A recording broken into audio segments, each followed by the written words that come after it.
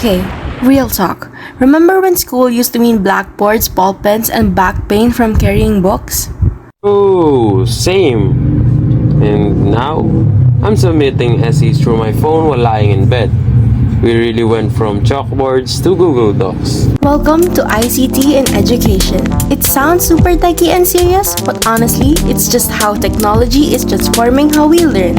And yes, it includes all the stuff we use every day: phones, tablets, laptops, even that group chat where we pretend to be working on the project. We're gonna break it down. Where ICT started, how it looks, how it affects us as students, and also what teachers go through.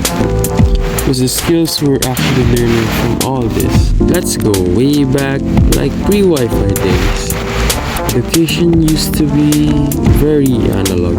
Yup, one teacher, one chalkboard, and 50 students hoping the teacher doesn't call their name. Came computers in schools, but not the ones we have now. I'm talking about clunky desktop PCs just for typing and maybe paint if you were feeling creative.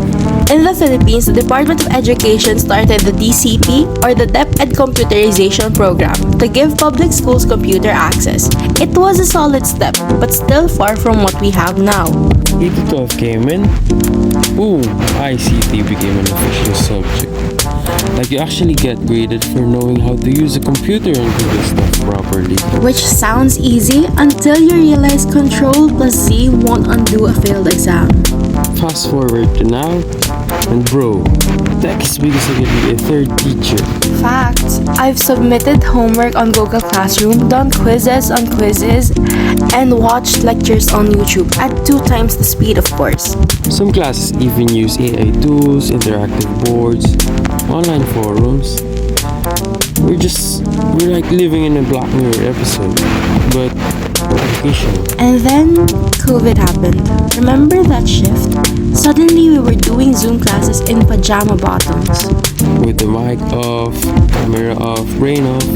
But seriously, ICT kept learning, going. Without it, school would just stop. And now it's just a part of our routine. Hybrid classes, digital modules, even editing videos or making websites for projects. It's no longer extra, it's expected. So what does this all actually do for us? For starters, we've got options. We can learn anytime, anywhere, even on the toilet. Not that I do that though. You just expose yourself there, bro. But yeah, it's flexible. You can pause, rewind, or watch lessons. No more, "Sir, pakiulit po," every 10 seconds. Group work is digital now too. We can go Google Docs, Notion, Canva. You know it's real when the group chat says, "Guys, sino may gagawin?" But it's not all sunshine and stable internet. Some of us don't even have internet or gadgets. There's a real digital divide, and students in rural areas are left behind. And even if you do have access, tech overload is real. Screen fatigue, distractions, or even doom scrolling. Suddenly, you're studying chemistry, then ending up watching cat videos for 2 hours on TikTok. Guilty, but that's why ICT also forces us to learn discipline. You have to manage your time, know which sources are legit, and not get distracted by memes. Here's the cool part. ICT isn't just teaching us subjects. It's teaching us skills we'll actually use in life. Like digital communication, knowing how to write a proper email, how to collaborate online, and how to make a killer presentation. Also, creativity. We're making videos, podcasts, infographics. ICT lets us express ourselves in a way books that never could. And don't forget about problem solving. Ever had to figure out why your file won't upload at 11:58 p.m.? That's real world stress management right there. Or when you save a Google Doc and it doesn't save, boom, character development. So yeah, ICT has completely changed how we learn, and it's not slowing down. It's not just having gadgets or downloading apps. It's about how we use them. Purpose over hype. We need policies that make ICT fair and accessible, because learning should be for everyone, not just for those who can afford fiber internet. And as students, we also need to be responsible since it's easy to get lost in the tech, but if you use it right now, it can actually make learning fun. So whether we're learning from a screen or a school desk, what matters is that we're learning smarter. And adapting to the world we live in now, because let's face it, tech is here to stay. ICT isn't just the future of education, it's the present, and it's up to us to use it wisely. Or at least, try not to get distracted by TikTok during classes. No promises.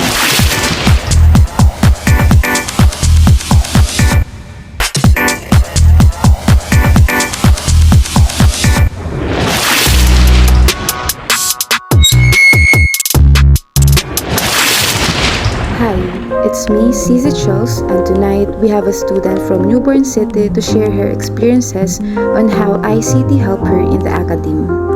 Hello, I'm so excited. Let us now proceed to the questions. How has using computers and the internet changed the way you learn? Well, it's completely changed things.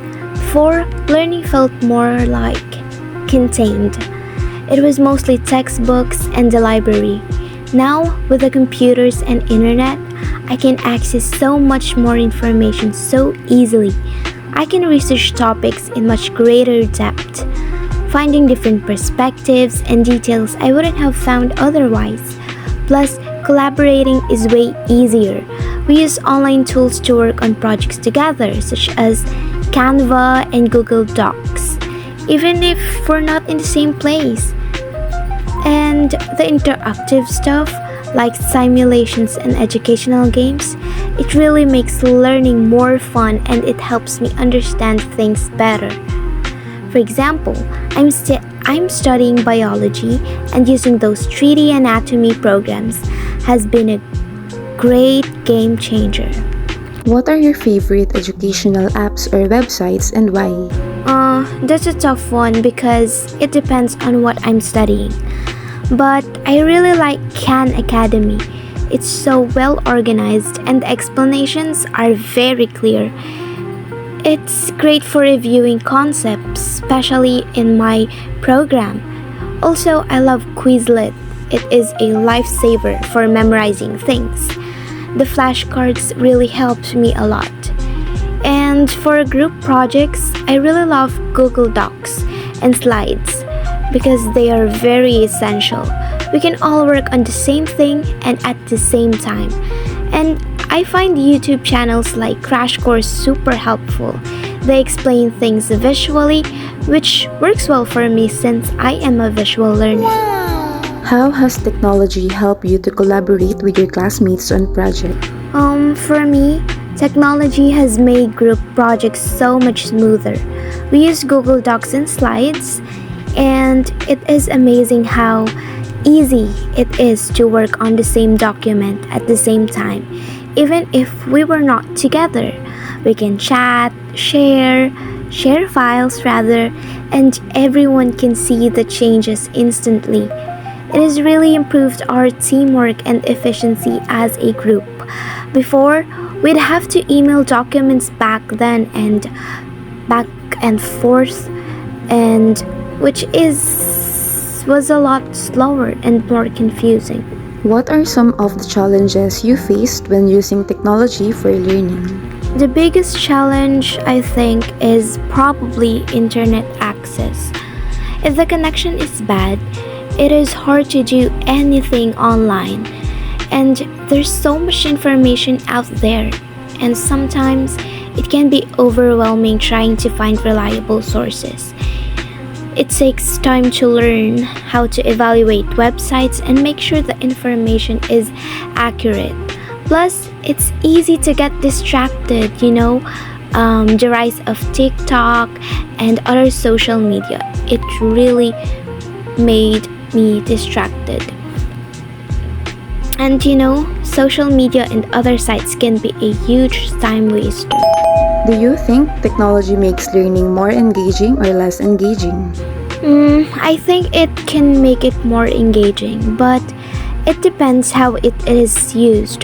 Interactive simulations and videos are definitely more fun than just reading a textbook. But if you're just passively watching videos without actively participating, it can be less engaging. It is about finding a balance, using technology to make learning more interactive and fun, but also making sure you're actively involved in the process. Thank you for the catch, girl. CZ learners, thank you for tuning up. Till next time, this is the podcast Night Talks with CZ Chows by 𝙂𝙧𝙤𝙪𝙥. See ya!